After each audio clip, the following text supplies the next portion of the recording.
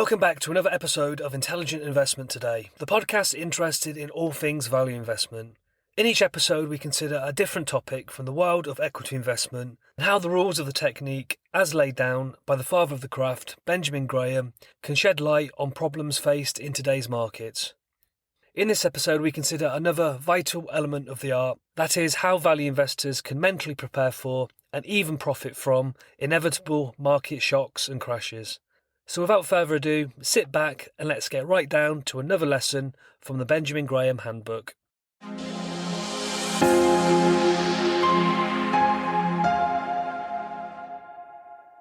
A large part of the lessons put forward in Graham's books, The Intelligent Investor and Security Analysis, are related not to the selection of stocks, but rather the psychology of investment. Graham knew that the selection of the best available stocks was not enough to guarantee the investor a profitable outcome. The successful investor would also need to develop a strict psychological framework in order to control their innate human reactions to the stresses that will regularly be thrown up by the stock market. Being prepared psychologically for the inevitable highs and lows is, however, easier said than done.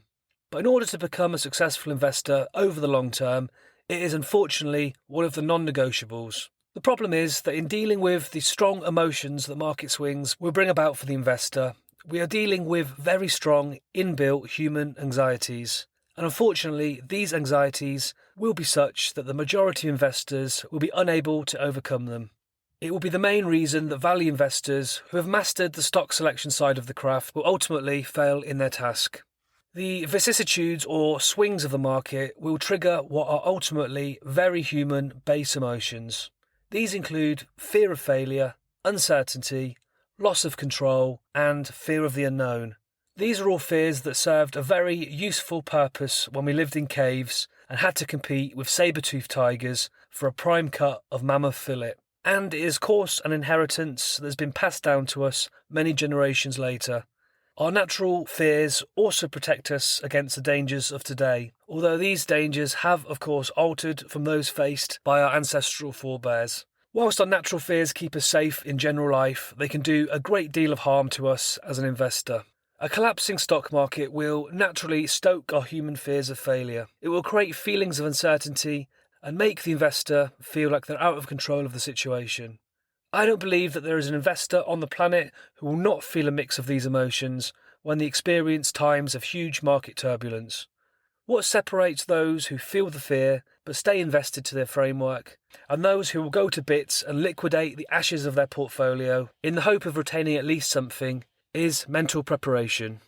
The fact is, innate human fears can be controlled with knowledge and practice. For example, someone who is naturally disposed to be terrified of airplane travel would be reduced to a gibbering wreck at the thought of flying at 40,000 feet in a pressurised tin box. However, with enough mental conditioning, many are able to combat this fear. They can train their brain to realise the fear is not rational, as the risks associated with commercial flight are vanishingly small, degrees of magnitude lower than the risks they would face driving in a car to the airport, say. Similarly, value investors should be able to control their fears with the rationality that Graham prescribes in his books. Value investment has unique advantages over other investment styles when it comes to market turbulence. This is because typically stocks will be purchased at a much lower level than the price they should be based upon the business's financial showing, with a margin of safety thrown in as an extra precaution. This means that a collapsing market will rarely completely destroy the basis upon which a stock has been purchased. Of course, it may well eat into the margin of safety employed, but that's exactly what it's there for. The issue for other investment styles, and why they're unlikely to enter a collapsing market as nonchalantly as the value investor, is that their valuations are not based upon a business's financial health, but rather a prediction of better times ahead, a conclusion which the collapsing market is likely to destroy. They, of course, also have no margin of safety to steady the nerves. There are other reasons why proponents of the value investment school of thought should not fear times of market calamity. Whilst it is true that a big market collapse creates waves for all ships, it is oftentimes value stocks that are affected the least. As Warren Buffett says, you don't find out who's been swimming naked until the tide goes out. And sensibly valued businesses with good finances often become safe havens in these stormy seas. This is yet another reason why value investors should have faith to banish their fears, hold their nerve, and keep with the underlying principles of Graham's investment framework. Plummeting markets are also likely to create opportunities for the value investor. For great businesses that may have formerly been overpriced, often fall back to levels where they become interesting value propositions. Yet another reason why the value investor should not dread apocalyptic market conditions. So how can we summarise what we've considered in this podcast so far?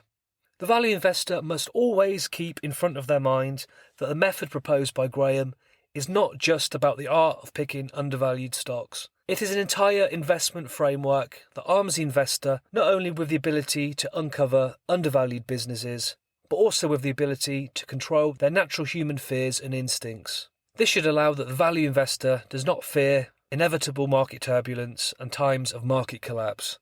Indeed, if a value investor has confidence in the valuation they have placed on a business based on its historic financial showing, and they've employed a suitable margin of safety, then they should enter such periods of market turmoil not with feelings of fear, but with feelings of confidence. Naturally, it is not possible to simply flick a switch and expect all your fears in times of trouble to be eliminated, but over time your confidence will grow in Graham's framework. As the investor becomes more familiar and more experienced in applying Graham's art of stock picking, fears around market falls will steadily diminish. You will start to understand what is causing the fear is not rational, it shouldn't undermine your investment, and is no cause for panic. This is why the value investor will do well to read Graham's works and work through his examples over and over again. Anyone who has done really well from his approach has read The Intelligent Investor and Security Analysis at least half a dozen times, and if you haven't done so already, you should do it soon. If you are new to value investment, remember to start off investing only very small amounts that you can afford to lose until you're fully confident in your ability not only to pick the right stocks, but to rein in the natural human emotions that can undo all your hard labours during times of market trouble. And that is all I have for you today, folks. I hope you've enjoyed this edition. If you have, please do consider adding to playlist in order that you need not miss out on any future editions. I'm David Coombs. This has been Intelligent Investment Today. Until next time, stay safe and happy investing.